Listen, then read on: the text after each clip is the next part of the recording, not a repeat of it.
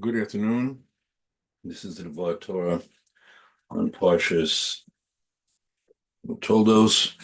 This is really a partial transition.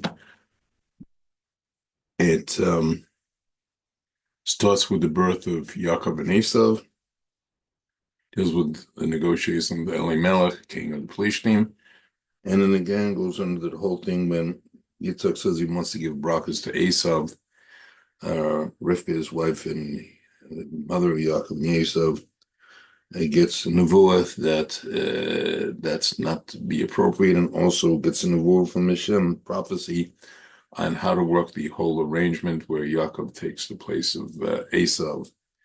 And that is, and then at the end of the parsha, Esav wants to kill Yaakov. Rivka tells Yitzhak to send Yaakov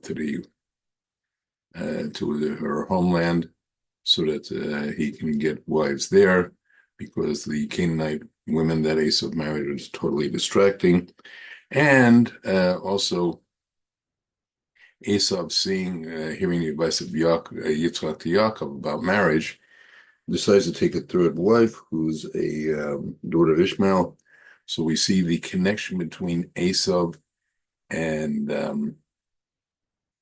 Adam Rome and Ishmael, which we're still seeing the consequences of today, even today, go way back. And what I'd like to focus on is the parsha on the pasuk.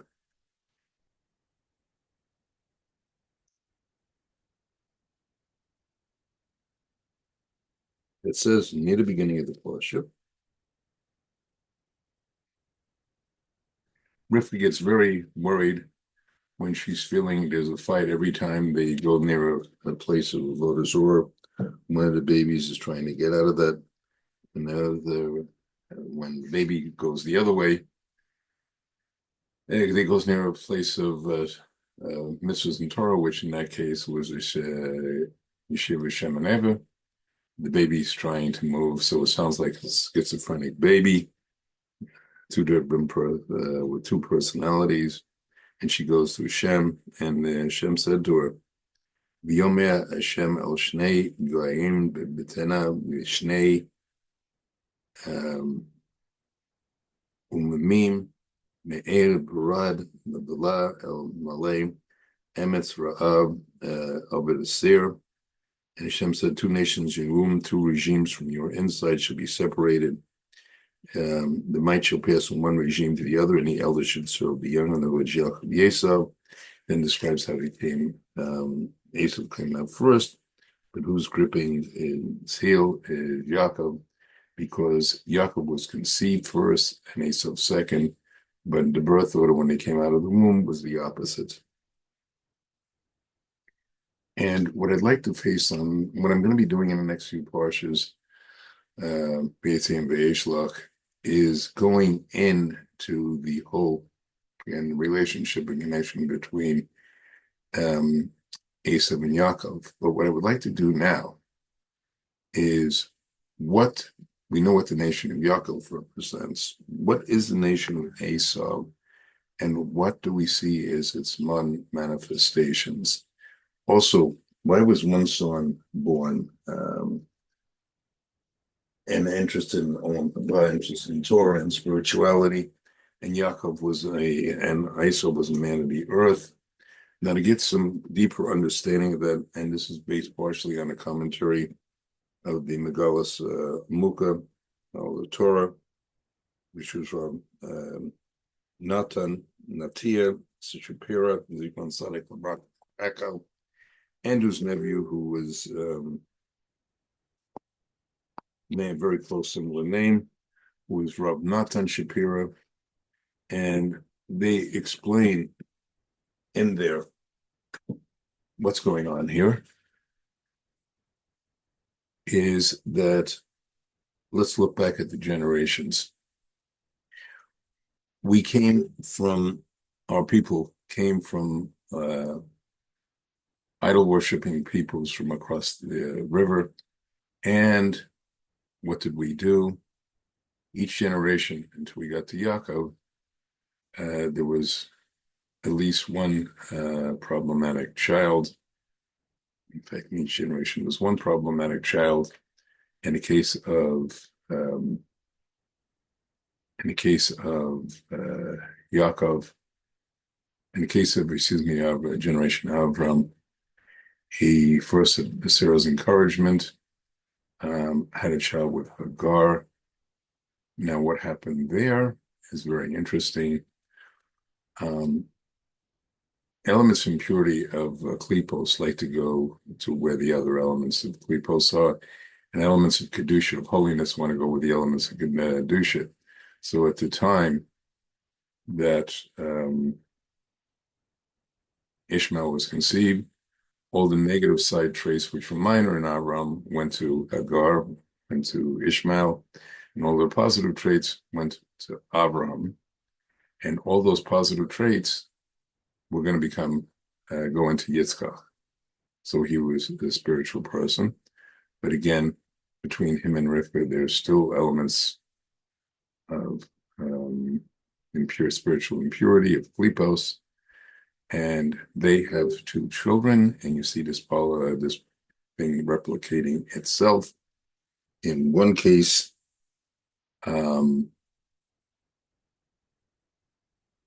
negative qualities left through Rivka, and whatever negative qualities they may have been in Yitzchak, they all went into Esav, and the positive qualities went to Yaakov. And therefore, we see this dichotomy again. Esav, even with that, did have free choice, could have gone into a positive way. I'll be discussing that more in Parshas Vayetze and Vayeshlach. What could have been the alternatives in next 2 weeks' Parshas. But in any event, we see this dichotomy now. As I said, I'm going to trace that in the next 2 weeks' Parshas. However, right now, the question I have is, historically, what did Esav, I'm supposed to refer to Esav and Amram, what did it evolve into? And what does it mean for our days? And one of the things I'm going to point out about this is in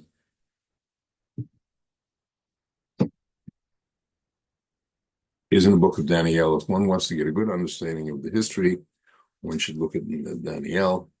Now, I'm initially going into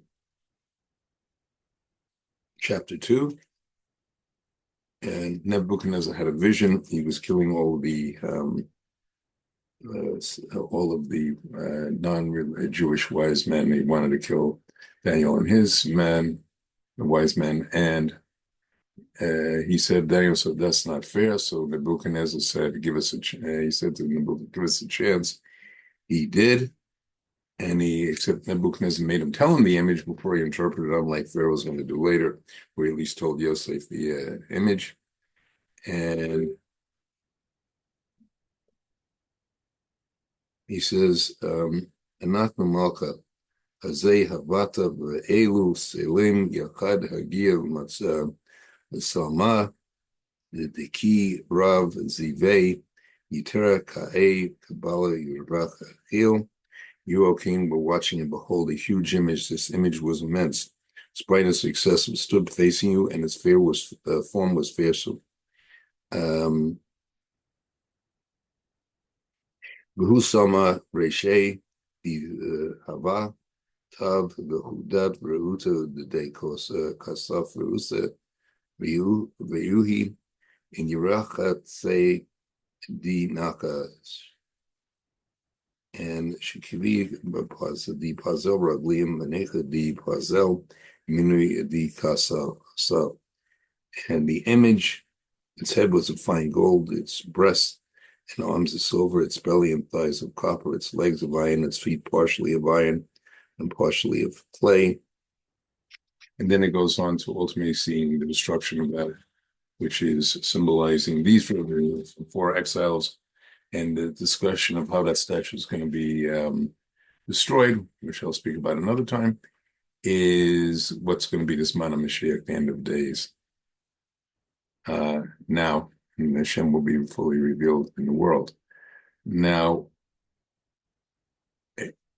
the last kingdom, the feet, which are partially of iron and clay, the statue has two legs. Now, each one of those legs represents a different part of our final exile. One leg is Bnei Ishmael, and the other is Bnei Esav, the descendants of Esav.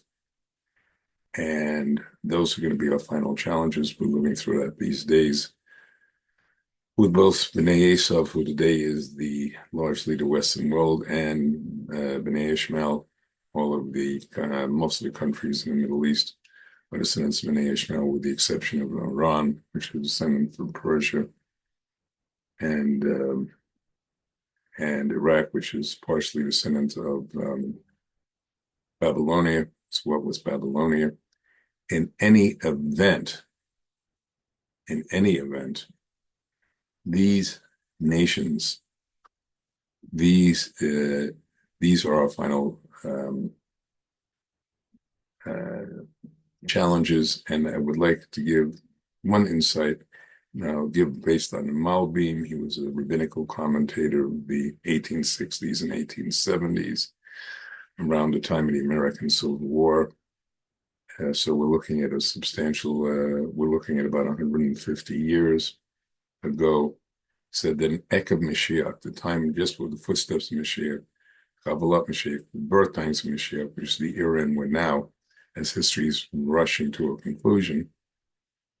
And we'll get to Zman of Mashiach, but he says, during that time, the kingdom of copper, which represents Greece, not the nation Greece that's sitting in Athens, but the Greek concepts which form a lot of basis of our modern world philosophy and such things as democracy, and the nation of iron, which is Esav, based in part, and Bnei Ishmael also having an impact here.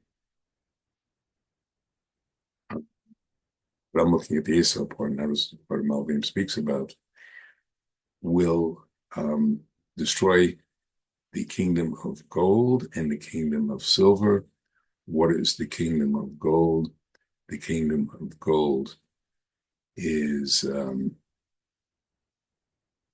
Babylon, the head, and which is modern day Iraq. And as we see, the power of will be taken by the Bnei Esav and the Bnei Yehuda and the Greeks. And as you see, that has certainly happened.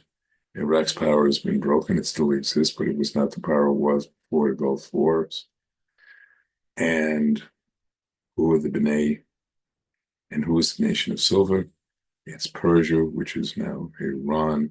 It's predicted that that is going to flow next.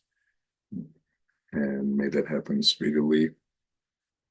And another threat be removed from Bnei Israel. Anyway, good Shabbos and Shabbat Shalom is a topic I will be continuing for other coming weeks.